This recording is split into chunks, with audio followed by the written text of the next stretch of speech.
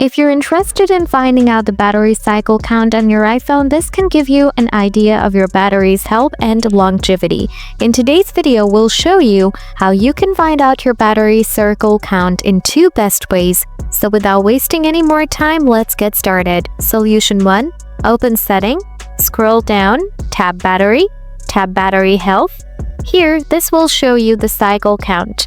Now, if you are using an old iPhone and you can't find this option here from your iPhone, then follow the second solution. Solution 2. Open Browser, tap Search, type Battery Checker Shortcut, tap Battery Checker, tap Get Shortcut, tap Add Shortcut. After adding this shortcut to your iPhone, open Setting, scroll down, tap Privacy and Security, scroll down, tap Analytics and Improvement.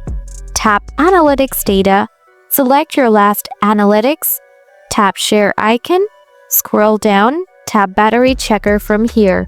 This will load and will give you a prompt. Select Always Allow. If this asks for a device model, enter your device model. Now this will tell you the battery cycle count.